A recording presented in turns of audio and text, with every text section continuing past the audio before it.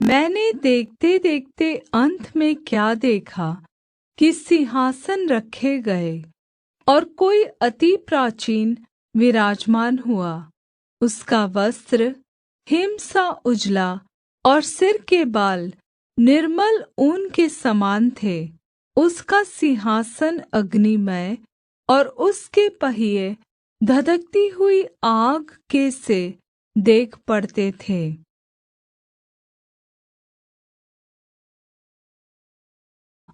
देखो, मैं स्वर्ग को खुला हुआ और मनुष्य के पुत्र को परमेश्वर के दाहिनी ओर खड़ा हुआ देखता हूँ। इससे पहले कि पहाड़ उत्पन्न हुए या तूने पृथ्वी और जगत की रचना की, वरन अनादि काल से अनंत काल तक तू ही परमेश्वर है।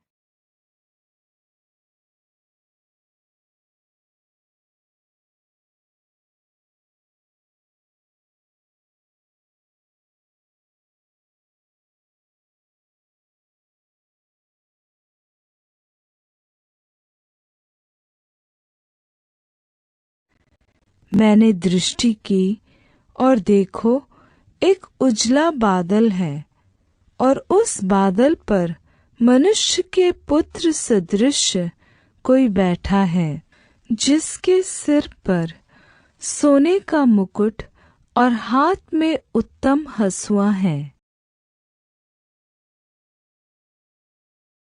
मनुष्य के संतान के समान किसी ने मेरे होंठ छुए और मैं मुंह खोलकर बोलने लगा।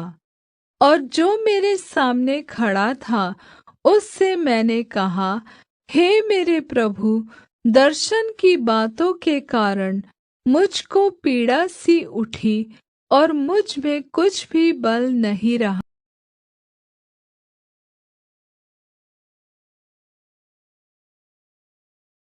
और उन दीवटों के बीच में मनुष्य के पुत्र सदृश एक पुरुष को देखा, जो पाँव तक का वस्त्र पहने और छाती पर सोने का कमरबंद बांधे हुए था।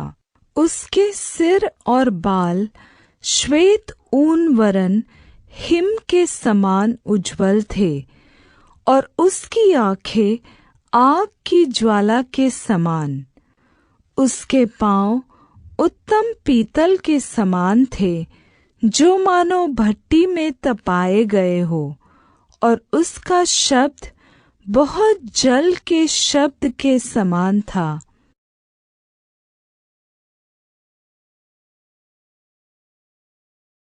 ऊन वरन हिम के समान उज्ज्वल थे और उसकी आँखें आग की ज्वाला के समान।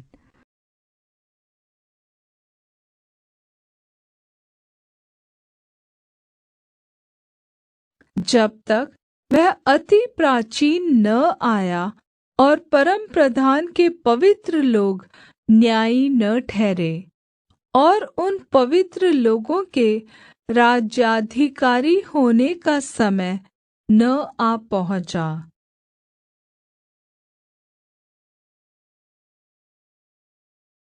उसका शरीर फिरोजा के समान, उसका मुख बिजली के समान, उसकी आँखें जलती हुई दीपक की सी, उसकी बाहें और पाँव चमकाए हुए पीतल के से, और उसके वचनों के शब्द भीड़ों के शब्द का सा था।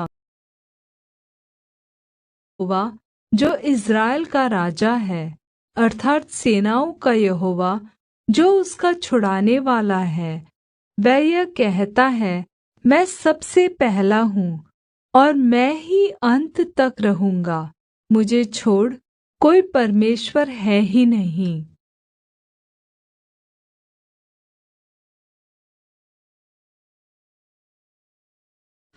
जब मैंने उसे देखा तो उसके पैरों पर मुर्दा सा गिर पड़ा, और उसने मुझ पर अपना दाहिना हाथ रख कर यह कहा, मत डर, मैं प्रथम और अंतिम हूँ और जीवित भी मैं हूँ।